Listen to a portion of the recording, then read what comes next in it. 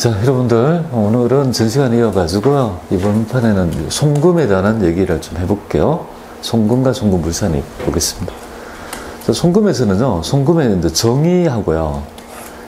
점거책임 나오거든요. 요 점거책임. 요 점거책임에 여기 시험 문제 나와요. 여기 이제, 그죠? 여기에서 이제 시험 문제가 나온다, 이렇게. 여기가 이제 시험 문제 나온다, 이렇게. 그죠? 여기 송금에 대한 정의에서 요 한 문제 나온다. 정의와 어떤 송금의 입증 책임에 관한 얘기를 물어봐요. 한 문제. 자, 그러면 여기에 관한 얘기 한번 같이 보도록 하겠습니다. 자, 송금의 정의 볼게요. 송금은 말 그대로죠. 순자산을 감소시키는 거래를 의미합니다. 순자산을 감소시킨대요. 그죠? 그걸 송금이라고 정의합니다. 예, 그리고 이제 감소시키는 손비의 금액이다. 이렇게. 손비는 뭐죠? 손실. 비용, 여기 있는데. 자, 손비다. 이렇게 얘기합니다. 그죠? 손비. 주 1에 보면은, 사건 관련해서 발생한 일반적인 손실 또는 비용. 손비. 되겠습니까? 손비. 됐죠? 그래서 이제 시험에, 우리 실무에서는요, 이거 송금 처리됩니까? 혹은 손비 처리됩니까? 그냥 일반적으로는 비용 처리됩니까? 세법상의 비용이 뭐야? 송금 혹은 손비라고 정의합니다. 그러니까, 그런 손비 처리되냐는 말은 비용 처리되냐 이렇게 생각하면 되겠습니다. 자, 이제 손비라는 거는 결국은 이런 의미, 자산이 감소되는 있죠. 손실과 비용이 되는 어떤 금액을 얘기합니다. 물론 송금불산입 되는 항목 있죠. 그러니까 이렇게 돼요. 우리 법에서 송금의 정의는 순자산은 감소하죠. 감소액을 송금을 하잖아요. 근데 순자산이 감소되었지만 뭐야? 우리 법률상 뭡니까?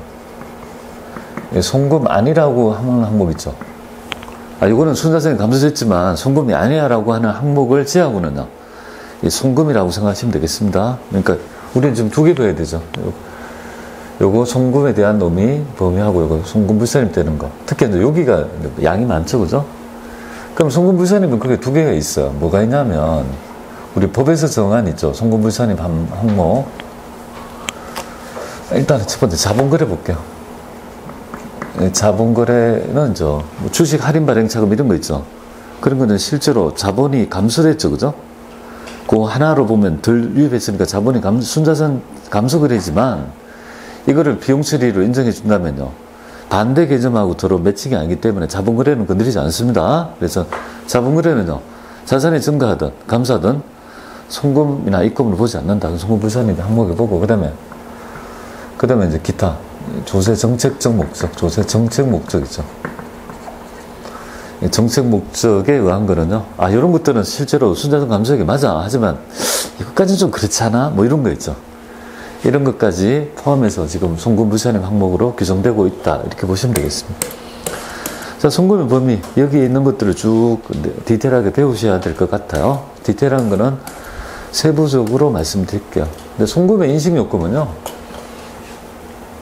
요건이 하나 있습니다. 이거는 첫 번째 요건이 정의에 부합해야 되죠.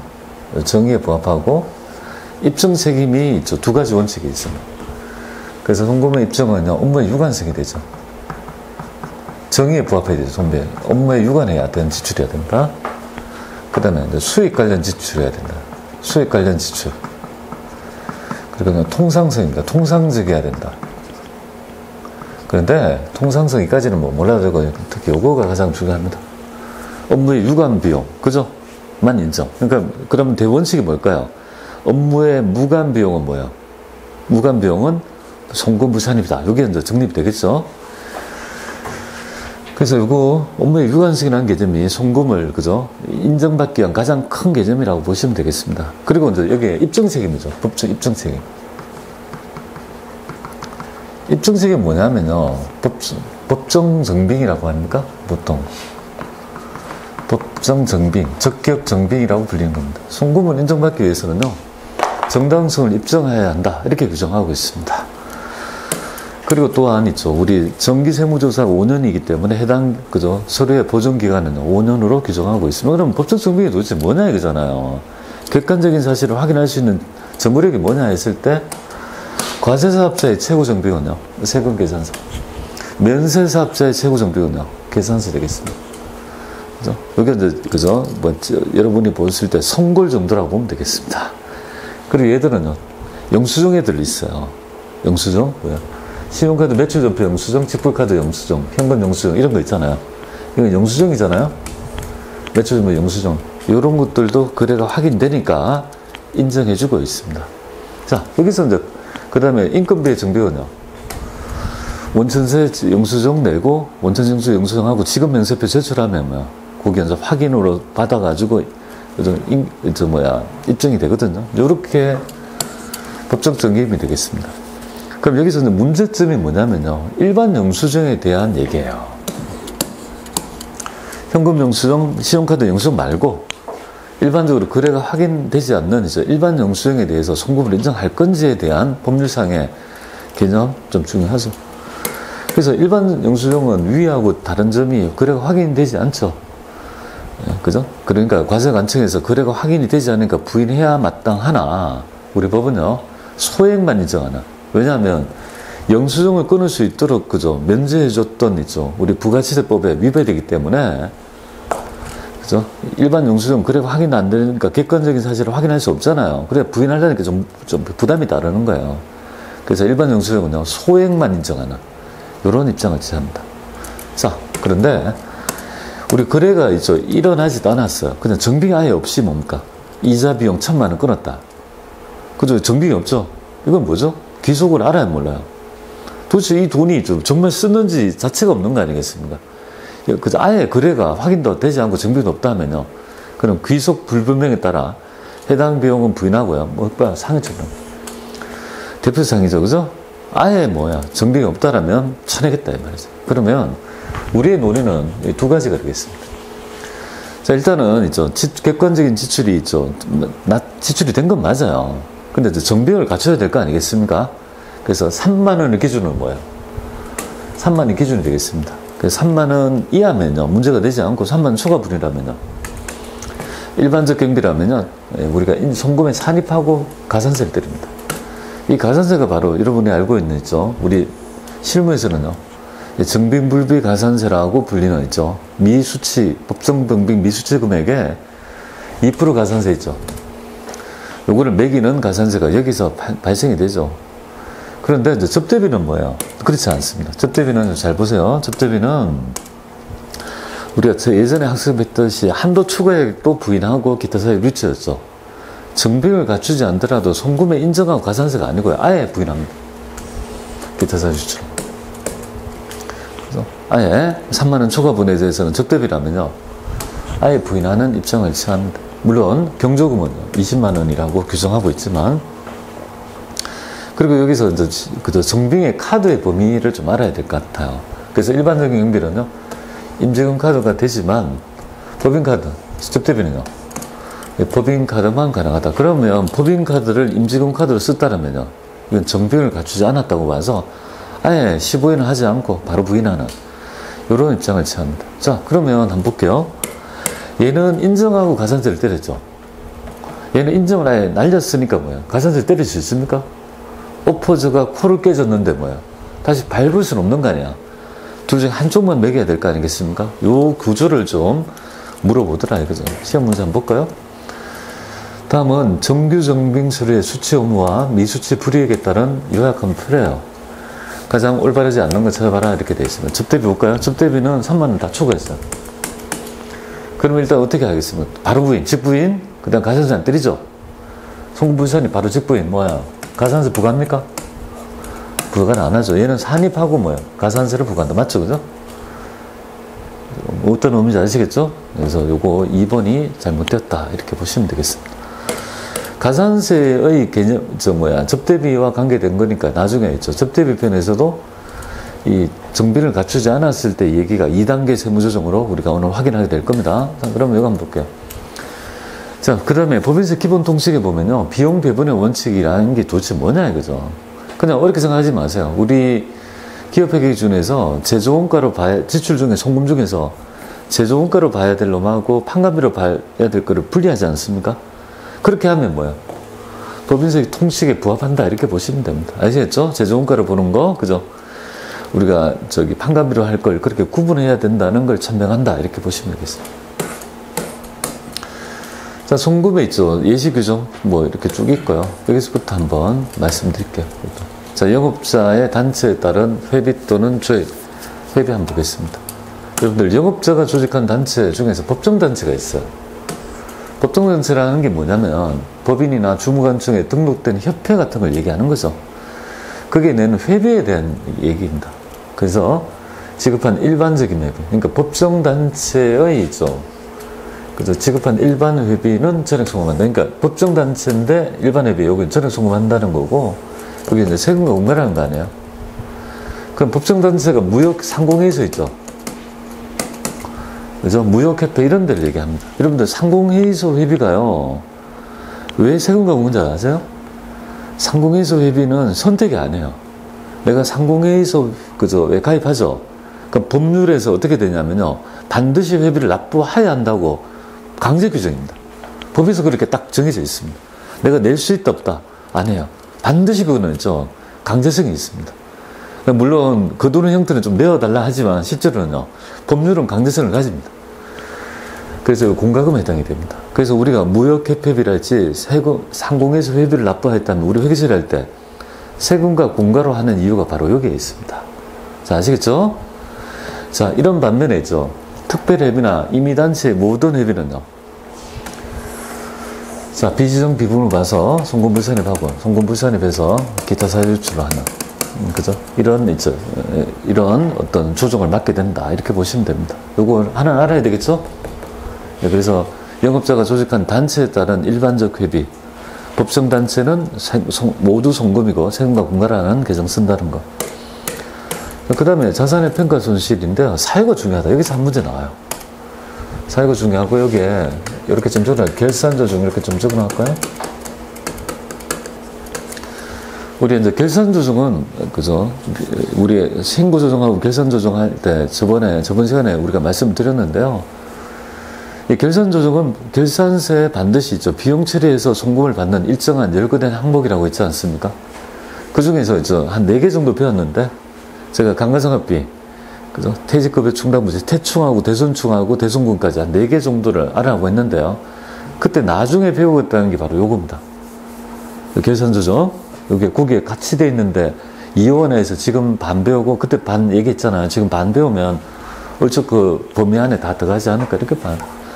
사유가 중요하다, 이 말이죠. 자, 지금 보면은, 이렇게 재고, 고정, 유가증권에 대한 평가 손실이 있죠. 자의적이다. 그리고 실현되지 않았다. 세법에서는요, 이거를 송금으로 인정받으면 자의적인 평가에 따라 가지고 세금이 줄여드는 효과가 있지 않습니까? 그걸 인정 못 합니다. 싫어합니다. 그래서 원칙적으로 인정하지 않습니다. 원칙적인 인정이 하지 않는다는 건, 네가 만약에 평가 손실 잡았다라면요, 이거는 송금 무산이 받겠다, 이 말이죠. 다만, 뭐라고요? 예외적으로 아래에 있는, 얘들은 뭐야? 얘들은 예외적으로 송금으로 보는 항목, 예외적인 거예요? 그럼 가장 대표적인 부분이 단기 매매 증권 평가 손실 잡았다면요, 그건 이미 평가 손익이라고 봐서 다 부인하는 입장을 취하고, 매도 가능 증권 평가 손익도 마찬가지입니다. 그런 걸 인정하지 않고, 이런 것들은요, 결산서에 반드시 뭡니까? 회계 처리를 해야 되지만, 한다라면, 이 사회에 부합한다라면 인정해 주겠다는 아주 예외적인 사항이라고 보시면 되겠습니다. 그러다 보니까 당연히 출제를 할 수밖에 없는 거 아닙니까? 한 문제 나온다고 보시면 되겠습니다. 오늘 첫 번째 한 문제 부분입니다. 자, 재고는요, 여기서 이제 사유가 뭐냐면, 재고자산은 우리가 이제, 그죠? 파손 부패의 사유여야 돼요. 여기 더 중요해요. 예를 들어 봅니다. 옷가게를 하는, 있죠, 옷을 생산하는, 있죠, 우리 옷 생산하는 뭐 의류 제조회사가 있다고 가정할게요. 근데 지금 옛날에 만든 게 산더미처럼 있어요. 그거 만드는데 1,000만 원 들었어요. 만약에 1억 들었다 할게요. 근데 옷이라는 게 유행이 있죠. 유행에 따라 가지고 가치가 떨어지죠. 유행이 지나서 너무 진부화돼서 가치가 아무도 안 사. 그 가치를 보니까 1억 주고 만들었는데 지금 뭐예요? 1,000만 원밖에 안 돼. 그럼 9천만 원 떨어졌잖아요. 그래서 유행이 지나서 그 가액이 가치가 떨어진 만큼을 평가 손실을 잡았으면 인정할까요? 인정 안 해요. 사유가 중요하다고요. 유행이 지나서는 되는 건 아니라고요. 파손이라 뭐죠? 파손이랄지 부패, 이런 사유에 따라 가지고 뭐 옷이 뭐예요? 뭐 곰팡이를 먹었다든지 너무 망가져 가지고 도저히 안 되는 거 있죠. 이런 것들에 대한 사유에 입증을 해서 받아 먹는다라면요, 1억이다. 종료를 현재 처분할 수 있는 건 1,000만이다. 그럼 9천에 대해서 이제 계상하지 않겠습니까? 요거는 인정한다. 이렇게 보시면 돼요. 그리고 실무를 하나 가르쳐 드릴게요. 실무는요, 재고를 되도록이면 건드리지 마세요. 우리 세무조사 포인트가요, 무조건 재고에 대해서는 무조건 입증을 봐요. 그러니까 재고를 많이 뜨려고 했을 때는요, 엄청나게 꼼꼼하게 사유, 사진, 이유, 어떻게 들어오는 거 있죠. 다 규명이 돼 있어야 돼요. 그렇게 해야지만이 넘어갑니다.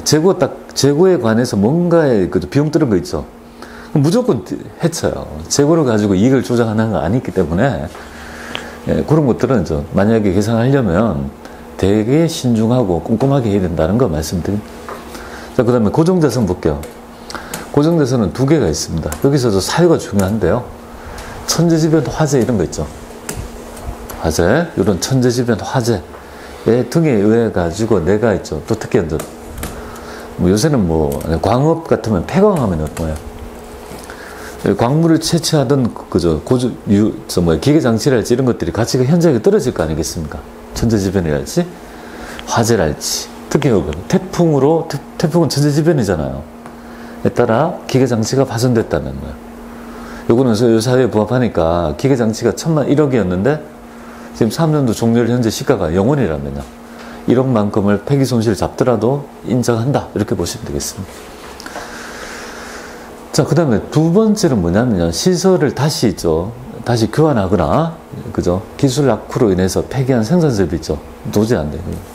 그렇기 때문에 이것도 마찬가지로 이렇게 결산서에 반영했다라면요. 이런 사유에 해당이 되면 인정하게 되니까 천재지변 태풍 폐강하고요. 기술 낙후, 시설 개체 이런 거 있죠. 이 사유에 해당이 된다라면 예외적으로 평가한 손실을 인정하겠다. 이렇게 보시면 됩니다. 자, 유가증권은 뭐야? 내가 가지고 있는 유가증권이 있을 거 아니에요. 사유 2개만 알면 되겠습니다. 내가 투자한 주식에 있죠. 발행법인에 뭡니까? 예, 거기가 부도 파산, 이렇게 되어 있어요. 파산하거나 부도 발생했다라면요. 가치가 현저하게 떨어질 거 아닙니까? 이런 것들은 손상자손 같은 거 잡으면 평가 손실이잖아요. 그거 인정하겠다. 아시겠죠? 이런 사유에 해당된 거. 그럼 문제는 어떻게 풀리는지 한번 보겠습니다. 자, 제빵업을 영위하는 3일은 계산 시 다음과 같은 평가 손실을 계상하겠다. 계상했다는 거는 계산 조정했다 이 말이지 않습니까? 세무상 송금으로 인정되는 것으로 올바르게 묶은 것 이렇게 돼 있어요. 자, 장부가액 1억 원, 기계장치. 태풍으로, 좋아요. 지금 천재지변 회장이 되죠? 그리고 아까 전에 제가 뭐 그냥 답을 외운 것도 아닌데 왜 이게 나왔지? 약간 1억 했는데, 그죠? 그래서 1,000만 원만큼 떨어졌으니까 하락분 9천에 대해서 손상자손 잡으면요. 이거 인정한다 이 말이잖아요. 사유에 해당이 되고. 두 번째, 제품의 빵이, 그죠? 제품에는 재고잖아요. 재고상 빵이 유통기한의 부패 되겠습니까? 그럼 전량 폐기하고 재고자산 평가손실 있죠. 해당이죠. 상부금액 1억 원에 대해서 계상했다라면요. 얘도 인정한다 이 말이지 않습니까? 그러니까 기형 A, B를 모두 인정한다. 죄송합니다. 그 기형미원인데. 자, 이렇게 해서 4분이 되죠. 왜 이러냐면 2012년, 13년도 공개기출문제 이겼거든요. 그때는 A, B로 나왔는데 제가 이걸 옮기면서, 그죠? 요거는 안 바뀌었으니까 기억리를 할게요. 이렇게 해서 하시면 될 것 같습니다. 자, 이런 것들이 많이 보이는 것 같다. 또 한번 볼게요. 송금을 인정되는 평가 손실에 대한 얘기 한번 보겠습니다. 평가 손실 중에서 가장 올바르지 않는 거. 자, 여기 볼게요. 파산이래요. 그럼 평가 손실 그냥 오케이. 평가 손실, 그죠? 오케이. 인정한다, 그죠? 부산은 단기간의 시세차의 목적인 단기매매 정권에 대해서 기말에 평가 손실을 계상했다. 이미 평가 차익이다. 인정 못한다. 그래서 이건 손불 유보가 되겠습니다. 자, 대구는 보유적인 주식이 부도 되겠죠? 평가 손실 잡고, 그 다음에 공장 설비에 대해서 평가 손실 계산했는데 침수, 홍수, 천재지변이죠? 다 인정된다. 그러니까 정답은 이번 되겠죠? 이 정도의 수준에서 평가 손실 나타나면 맞춰주시면 될 것 같습니다. 그 다음에 뭐 출제 잘 되는 건 아닌데, 우리 실무적으로 근데 소액 미술품 있죠. 그래서 우리 그 미술 애호가들 있죠. 문화인을 지원하기 위한 정책적 고려 때문에 1,000만 원까지는 뭐예요. 그죠? 검도할 1,000만 원까지는 별다른 정비가 없습니다. 정비가 필요 없어요. 뭐 예술인은 어떻게 정비 끊을 게 있습니까? 대신에 이제 보낼 때 어떻게 보내야 돼요? 송금명세표, 그러니까 온라인으로 보내주시고 송금명세표 제출하면요. 거기에 대해서 증빙을 묻지 않는다. 이렇게. 증빙에 대한 입증 책임을 묻지 않는다. 이거죠. 큰 기업에 가보시면 들어가는 로비에 보면 큰 조형물이지 예술약품 많잖아요. 그죠? 네. 자, 그 다음에 볼게요. 종후분에 있죠. 소액주주 임원에 대한 사적유지비는 뭐 종후분의 그죠? 주거 안정을 위해서 종후분 하고요. 소액주주 임원까지 인정하죠. 여기엔 사택유지비 요건 송금이 되겠습니다. 사택유지비. 그런데 이제 출자 임원은 어떻게 됩니까? 여기 들어가서 살 이유가 없다고 보고 뭔가 있잖아. 들어가서 이상성 있는 행위를 할 거라고 봐서 아예 원천적으로 배제합니다. 출자 임원의 사택유지비는 하지 않습니다. 송금물산입해서 상해 처분한다. 이거 왜 옛날에 뭐 지금 현재 영상이니까 뭐라고 못하는데요. 뭐 땡땡 기업이 있죠. 옛날에 이런 사택을 제가 그 회사 다닐 때는요, 사택에 들어가는 걸 되게 있죠. 사택 문화가 되게 많았어요. 근데 지금 우리가 일과 균형이라는 이 측면에서 본다면요, 되게 안 맞는 거예요. 왜냐하면 거기 제 친구가 사택에 살았는데요, 아직 기억나요. 자기 와이프도 그 회사 다녀. 땡땡이에요. 그러면 같이 출근해요. 근데 사택이 바로 공장에 붙어 있어요. 이거, 그죠. 아이디카드 딱 하면요, 그 사택 문이 열려요. 사택에서 공장으로 이어진 애기를 데리고 와서 그 타가수가 있거든. 보여. 맡겨놓고 있죠. 둘이 일해요. 그리고 점심때 애 좀 보다가 나중에 헤어지면 뭐야. 다 퇴근하면 또 이렇게 나오고. 그게 좋아 보이니까 저는 술 한잔 먹을래도 뭐 하는 거지. 갇혀가지고, 그죠? 지금 보면 감옥살이잖아요. 그래서 옛날에는 평생 직장이라는 게 좀 있었어요, 솔직히. 저도 첫 직장이 기억나는데요. 딱 들어가고 제가 아직도 기억나요. 첫 직장에서 전화 왔어요. 좀 합격했다고. 빨리 서울로 올라오라고. 며칠까지 집 앞에서 연수소 가니까 올라오라고. 그래서 제가 어떤 마음이 드는 줄 아세요? 나는 이제 직장을 구한다는 거는 이제 신경 안 써도 되겠구나. 왜? 그 당시에는 한 번 더 가면 평생 직장이라는 게 좀 있었거든요. 그걸 굉장히 강조를 많이 했다고. 근데 지금은요. 그런 게 어디 있어, 그죠? 굉장히 패러다임이 많이 바뀌었지 않겠습니까? 그래서 근데 갑자기 거기 있는 출자 임원이 있죠. 사택에 살 이유가 있습니까? 알고 보니까 정말 사택에 들어와서 뭐야. 사택의 유지비는 회사의 돈이잖아요. 자기의 우월적 지위를 이용해서 사택에 들어가서 벽을 허물고 거기에 내부 인테리어를 지상하고 그 모든 있죠. 호화찬란하게 안에 꾸미는 비용을 그러니까 법인의 돈을 개인적으로 있죠. 이렇게 자기 우월적 지위를 이용해서 전용할 수 있는 개연성이 높다고 보는 거죠. 사례가 있기 때문에 우리 법은요. 출자 임원에 따른 사택 유지비만은 뭐야? 부인하는 입장을 취하고 있다. 이렇게 보시면 되겠습니다. 자, 송금불산입. 송금에 대한 얘기는 여기서 끝났고요. 송금불산입 범위는 쭉 있어요. 쭉 나와 있는데 이거는 이제 우리가 배워나가는 과정이다. 이렇게 봅니다. 아까 전에 얘기했던 자본은요. 자본거래에 대해서는요. 자본거래에 따라가지고 자산이 증가하더라도 입금으로 보지 않고요. 자산이 감소하더라도 송금으로 보지 않는다. 이렇게 보시면 되겠습니다. 자, 여비등 송금불산입 한번 볼게요. 여기 지금부터 송금불산입이에요. 여러분이 오늘부터 배우는 게 다 손불이에요. 송금불산입. 법에서 정한 자산의 감소액임에 불구하고 인정하지 않겠다. 이 말이죠. 첫 번째 보겠습니다. 우리가 여비교통비라는 개정해 보니까 일반적인 여비교통비를 인정합니다. 그런데 지배주주의 뭡니까? 교육훈련비 등 이런 거 있죠. 회의시설비 같은 거는 인정하지 않는다. 부인하고 배당으로 처리한다. 이렇게 보시면 되겠습니다. 예를 들어가지고 손익계산서의 여비교통비 개정해 보니까 지배주주인 홍나리가 지급한 당사와 업무 무관 회의시설비 100만 원이 포함되어 있다. 이거 굉장히 많거든요. 대주주한테 잘 보이려고 해요. 거기에 대한 개인적 여행병비를 막 대어줘가지고 보조해주고 회사의 경비로 계상하는 경우가 그죠? 일반적인 뭐야? 도덕적 개인적이에요. 도대체 그죠? 그래서 이런 문제 된다. 그래서 이게 손익계산서의 여비교통비 있죠. 이렇게 계상했다 하더라도 세법은요. 이거는 비용 송금이 아니라고 보는 거지. 잉여금이 유출되었다고 봐서 잉여금이 빠지고 그러면 빠져나가서 그자한테 기속됐으니까 뭡니까? 부인하고 배당 처분된다. 소득 처분만 좀 잘 보세요. 만약에 주주한테 했다면 배당이 되겠습니다.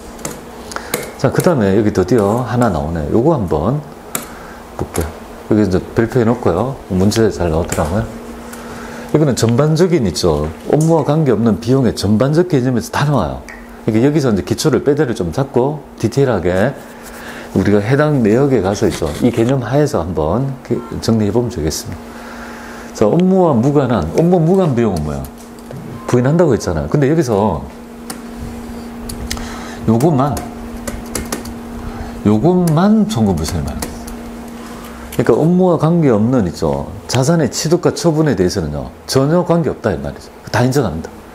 그러면 업무의